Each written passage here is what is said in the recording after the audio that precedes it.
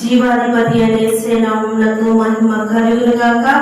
మన ప్రభువును మన రక్షకుడు యేసుక్రీస్తు నామములో అందరికీ శుభాభివందనాలు. హెవెన్లీ లైఫ్ మినిస్ట్రీస్ తరపున తెలియజేస్తున్నామండి. పాడుకుంటూ దేవుని నామాన్ని ఘనపడతాం. హల్లెలూయా.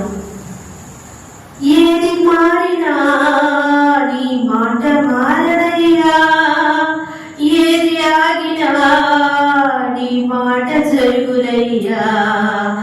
ఏది మారినా నీ మాట మారదయ్యా, ఏది ఆగినా నీ మాట జరుగునయ్యా.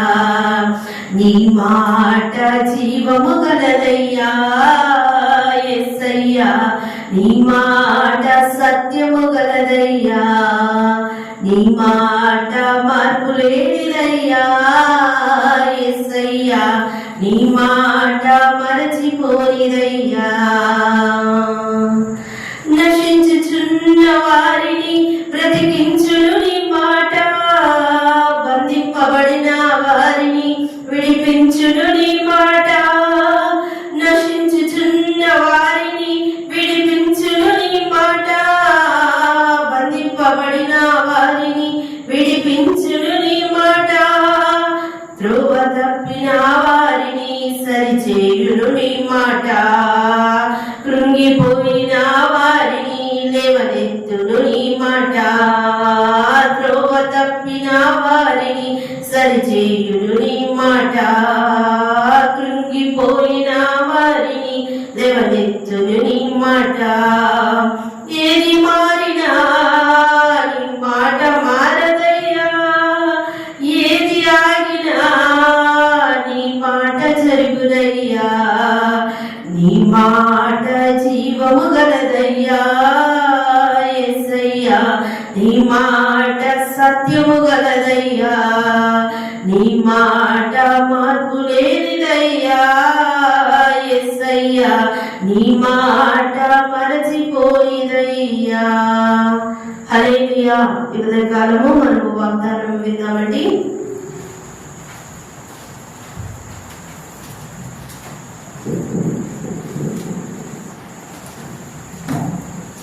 హల్లెలూయా. అందరికీ ప్రైజ్ ది లార్డ్. ఈ ఉదయకాలము ఈ పరిశుద్ధమైన దేవుని వాక్యంలో నుండి నిర్గమకాండము 4వ అధ్యాయము 12వ వచనంలో దేవుడు మోషేతో మాట్లాడుతున్న మాట ఏమని మాట్లాడుతున్నాడు చూడండి. కాబట్టి వెళ్ళుము, నేను నీ నోటికి తోడయుండి నీవు ఏమి పలకవలసినది నీకు బోధించదనని అతనితో చెప్పాను. ఆమేన్. హల్లెలూయా. ఇక్కడ మనం గమనించామనుకోండి, మోషేకు దేవునికి సంభాషణ జరుగుతూ ఉంది.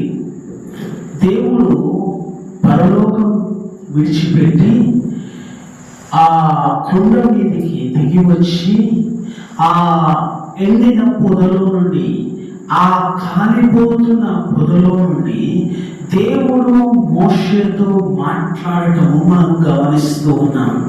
దేవుడు మోషేతో మాట్లాడి సంపూర్తి చేయబోతున్న సమయంలో నేను నా ప్రజల బాధను చూడవచ్చింది, వారి వేదన, వారి మొరలు నా సన్నిధి చేరాయి, నేను వారిని విడిపించుటకు వచ్చాను, దాని నిమిత్తము నేను నిన్ను ఎన్నుకొని ఉన్నాను, నేను నిన్ను పంపించబోతున్నాను, నేను నిన్ను అక్కడికి పంపించి ఇజ్రాయేలు ప్రజలను ఐగుప్తు దేశం నుండి విడిపించబోతున్నాను, కాబట్టి నువ్వు వెళ్ళు.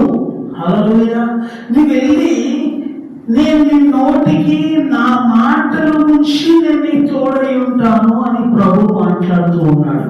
మీరు గమనించండి, దేవుడు ప్రత్యక్షపరుచుకొని దేవుడు తనకు తానుగా మోషేని దర్శించి మోషేను దేవుడు ఒక గొప్ప కార్యానికి, ఒక గొప్ప పనికి నియమించిన తర్వాత ఆ పనిని అతను స్వీకరించకుండా, ఆ పనిని అతను అంగీకరించకుండా, ఆ పని నుండి నేను చేయలేను, అది నా వల్ల కాదు, చేతన కాదని తప్పించుకుంటున్న సమయంలో, అంటే ఏదో ఒక సాకు చెప్పి, ఏదో ఒక కారణము చెప్పి, ఏ విధంగా కానీ దేవుడు చెప్పిన పని నుండి, దేవుడు చెప్పిన కార్యం నుండి అతను తొలగిపోవాలని ప్రయత్నం చేస్తున్నప్పుడు దేవుడు ఈ మాట మాట్లాడుతున్నాడు. మీరు గమనించండి, దేవుడు ఏమంటున్నాడు? నేను నీ నోటికి తోడయుండి నీవు ఏమి పలకవలసినది అది నీకు బోధించేదను. ఆమె నీ అంతటా నువ్వు బోధించాల్సిన అవసరమే లేదు, నీ అంతటా నీవు మాట్లాడాల్సిన అవసరమే లేదు, నీ అంతటా నీవు తెలియచేయాల్సిన అవసరమే లేదు.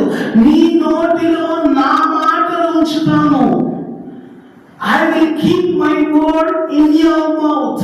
నా మాట నీ నోటిలో ఉంచి నీవు ఏమి మాట్లాడాలని నేను తెలియజేస్తాను అన్న తర్వాత కూడా అతను ఏమంటున్నాడు చూడండి, ఇక్కడ 13వ వచనంలో, అయ్యా ప్రభువా నీవు తలంచిన వాడినే పంపమనగా. హల్లెలూయా. ఏంటంటే నీవు పంపవలసిన వాడినే పంపమనగా. నిన్ను పంపించాలి కదా దేవుడు నిన్ను దర్శించింది, నిన్ను సాగనంపాలని కదా దేవుడు నిన్ను దర్శించింది. మరి నీవేమంటున్నావు? ఎవరిని పంపించాలో వారిని పంపించు అంటున్నావు. కొన్నిసార్లు మనం కూడా ఇలానే ఉంటాము. దేవుడు మనతో మాట్లాడుతుంటే, దేవుడు మనకి పని చెప్తుంటే, దేవుడు మనల్ని చేయమని చెప్తుంటే, ప్రభా ఇంకొవరన్నా నువ్వు చూసుకో, ఇంకొవరన్నా నువ్వు సిద్ధపరచుకో అని అంటాము. హల్లెలూయా.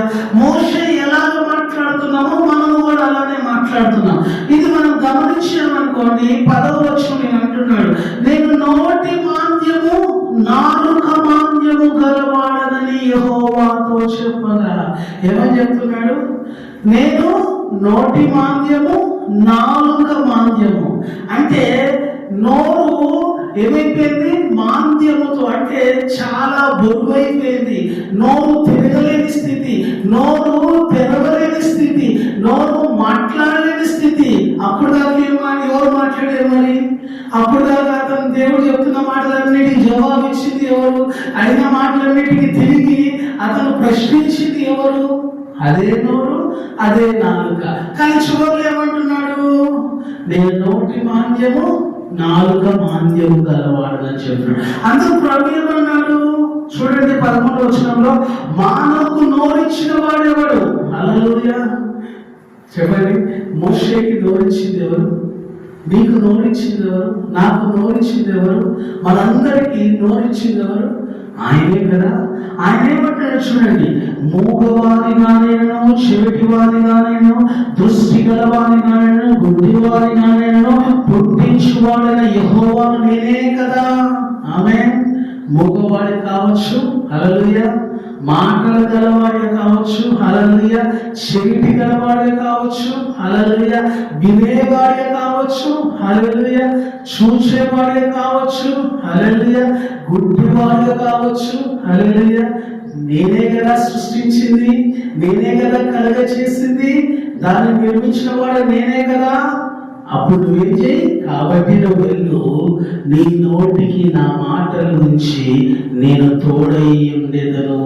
ఆమేన్. హల్లెలూయా. కొన్నిసార్లు మనము దేవుని గొప్పతనాన్ని లేకపోతే దేవునిలో ఉన్న మహత్యాన్ని గ్రహించలేము. ఆమేన్. హల్లెలూయా. చాలాసార్లు మనం ఏమనుకుంటామంటే, అబ్బా దేవుని మాటలు మనం చెప్పాలి అంటే, దేవుని మాటలు పలకాలి అంటే మనకి ఎంతో పరిశుద్ధత, ఎంతో పవిత్రత, ఎంతో యథార్థత ఉండాలి అనుకుంటాం.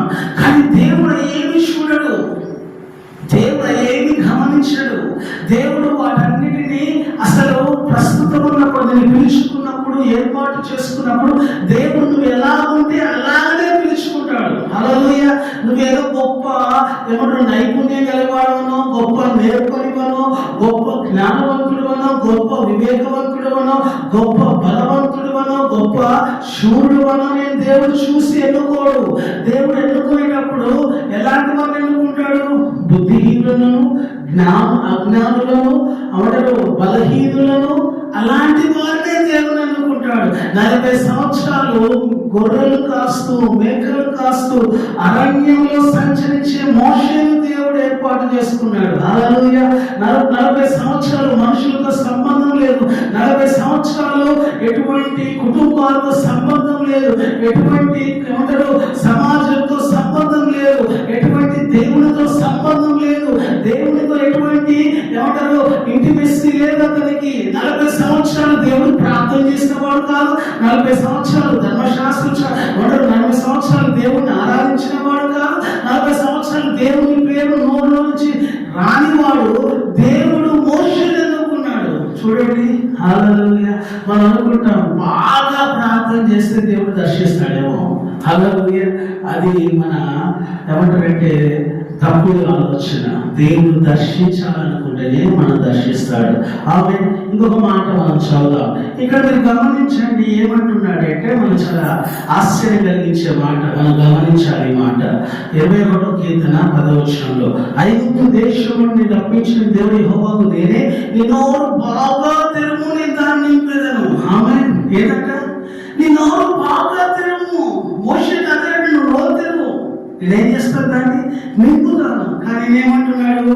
నా నోరు మాంద్యము గలది, నా నాలుక మాంద్యం గలది. అప్పుడు ప్రభువు ఏమన్నాడు? 16-15వ వచనంలో చూడండి, నీవు అతనితో మాట్లాడి అతని నోటికి మాటలు అందించవలను, నేను నీ నోటికి అతని నోటికి తోడయండి, మీరు చేయవలసిన దాన్ని మీకు బోధించేదను.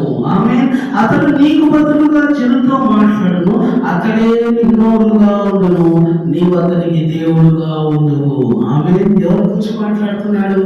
తన అన్నయ్యైన అహరోను గురించి మాట్లాడు. నువ్వు ఫరోతో మాట్లాడటానికి ఏమాత్రం కంగారు పడకు. మీ అన్న బాగా మాట్లాడగలడు నాకు తెలుసు. నీకన్నా నైపుణ్యంతో, నీకన్నా చాతుర్యంగా, నీకన్నా చాలా గొప్పగా మాట్లాడగలడు నాకు తెలుసు. నువ్వు వెళ్ళు, మీ అన్నయ్య నేను ఎదుర్కొంటాడు, అతను వచ్చి నిన్ను పలకరిస్తాడు, అతను వచ్చి నీ మంచితనం గురించి తెలుసుకుంటాడు. అటు తర్వాత అతను తెలియజేస్తుండు, అతనితో మాట్లాడుతుండు, అతను చెప్తుండు, అతను వెళ్ళి ఫరోతో మాట్లాడతాడు. హల్లెలూయా. కానీ వాస్తవం మనం గమనించామనుకోండి, తర్వాత అధ్యాయాలు గమనించండి, అహరోను మాట్లాడింది తక్కువ, మోషేనే మాట్లాడింది ఎక్కువ. ఆమె హల్లెలూయా. మనం ఇక్కడ చూసాక ఏమన్నాడు? నాలుక మాంద్యం గలవాడను, ఆ నోటి మాంద్యం గలవాడన్నాడు. కానీ తర్వాత వచనాల్లో ఫరోతో ఎవరు మాట్లాడుతున్నారు? మోషేనే మాట్లాడుతున్నాడు. అంటే స్టార్టింగ్ ఎలా ఉంటుందంటే, పరిచర్య ప్రారంభంలో దేవుడు పిలుచుకున్నప్పుడు మనకి నోరు తడబడుతూ ఉంటుంది, నోరు చాలా కంగారు పడుతూ ఉంటుంది, నోరు తత్తరపడుతూ ఉంటుంది. కానీ దేవుడు అభిషేకించిన తర్వాత, దేవుడు ఒకసారి మన ఆత్మతో నింపిన తర్వాత మనము తత్తరపడటం కానీ, కంగారు పడటం కానీ, ఏమాత్రం తొందరపడటం కానీ ఉండదు. అనర్గళంగా, చాలా స్పష్టంగా, చాలా సూటిగా దేవుని మాటలు ప్రజలకు తెలియజేస్తాము. దేవుడు మోషే ద్వారా అలాగనే దేవుని మాటలు అతని నోటిలో నుండి ధర్మశాస్త్రము దేవుడు ఏం చేశాడు? పలికింపజేశాడు. ఆమేన్, హల్లెలూయా. కాబట్టి ఈరోజు నీవు నేను కూడా ఆయన మాటలు మన నోటిలో ఉంచబడిన నమ్మి ఆ మాటలు మనం ప్రజలకు తెలియజేయాల్సిన దేవుడు గొప్ప ధన్యత, బాధ్యత మనకి ఇచ్చాడనే నమ్మకంతో దేవుడిని స్తుతించాలి. మరొక మాట మనం చదువుకుందాం. ఇక్కడ రాస్తున్నాడు ఇర్మియా గ్రంథం 1:9 వచనంలో, అప్పుడు యెహోవా చేయి చాపి నా నోరు ముట్టి ఇలాగ సెలవిచ్చి, ఇదిగో నేను నీ నోట నా మాటలు ఉంచి ఉన్నాను. ఇర్మియాతో కూడా అన్నాడు, అయ్యో నేను చిన్నవాడును. ఏమంటాడు ఇర్మియా చెప్పండి? నేను చాలా చిన్నవాడు. అంటే అతను చేయి చాపి అంట దేవుడు అతని ముట్టి అతని నోటిలో దేవుని మాటలు ఉంచి ఉన్నాడు. నువ్వు చిన్నవాడని భయపడకు, నువ్వు చిన్నదానని ఏమాత్రం కంగారు పడకు. దేవుడు నిన్ను ముట్టి దేవుడు తన మాటలు నీ నోటిలో ఉంచబోతూ ఉన్నాడు. ఆమె యెషయా గ్రంథం 6:8 వచనం గమనిస్తే, అప్పుడు నేను ఎవరిని పంపుదను, నా నిమిత్తం ఎవరు పోనని ప్రభు సెలవుగా విని, అంతటా నేనున్నాను ప్రభువా, నన్ను పంపమనగా. ఆమె అప్పుడు ఏంటంట ఆయన అడుగుతున్నాడు, నేను ఎవరిని పంపాలి? నా మాటలు తెలియచేయడానికి, నా మాటలు బోధించడానికి, నా మాటలు ప్రజలకు ప్రకటించడానికి ఎవరిని పంపాలి అంటే యెషయా అన్నాడు, నన్ను ప్రభువా, నన్ను పంపు, నేను వెళ్తాను. ఆమె అలా సిద్ధపడాలి. అలా మనము దేవుడి కొరకు సమర్పించుకోవాలి. సిద్ధపాటుతో మనము అడుగు ముందుకు వేయాలి. అప్పుడు దేవుడు తన అభిషేకాన్ని మనకిచ్చి దేవుడు మనల్ని బలముగా వాడుకుంటాడు. తన మాటలు మన నోటిన ఉంచి మనకు తోడుగా ఉండి మనం పలకవలసిన దేవుడు మన ద్వారా పలికింప చేస్తాడు. మనం ఏం ప్రకటించాలా, మనం ఏమి బోధించాలా, మనం ఏమి తెలియచేయాలా అని ఏమాత్రము కంగారు పడాల్సిన అవసరమే లేదు. దేవుని ఆత్మ ద్వారా నింపబడిన వారమే దేవుని ఆత్మ చేత మనం ఏం చేస్తాము? ప్రకటిస్తూ ఉంటాము.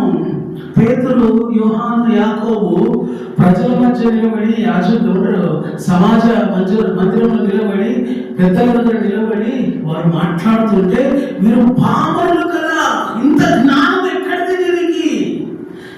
ఎవరంట వాళ్ళు? పామరులు అంట. అంటే చదువు లేని వారు కదా, వీరికి ఇంత జ్ఞానం ఎక్కడిది? వీరికి ఎవరు నేర్పించాలి బోధ అంటే? దేవుని ఆత్మతో నింపబట్టబట్టి దేవుడు వారి ద్వారా మాట్లాడటం మనం గమనిస్తూ ఉన్నాం. ఇదే కాలం నీవు నేను కూడా దేవుని ఆత్మతో నింపబడితే ఆయన మాటలు మన ద్వారా ప్రజలకు తెలియచేయబడతాయి. దేవుని మాటలు దీవించును గాక. ఆమేన్. ప్రార్థన చేద్దాం. పరిశుద్ధుడా, మా ప్రియ పరలోకపు తండ్రి, ఇదే కాలంలో మాట్లాడిన మాటను బట్టి ఈ స్తుతి, మహిమ, ఘనత, ప్రభావం ఆరోపిస్తూ విన్న వారి జీవితంలో ఒక నూతనమైన గొప్ప కార్యము వారి జీవితాల్లో జరిగి మీరు మహిమ పొందమని యేసు నామమున అడుగుచున్నాం మా ప్రియ తండ్రి. ఆమేన్. అందరికీ ప్రైజ్ ది లార్డ్. దేవుడు మనందరినీ దీవించును గాక. ఆమేన్.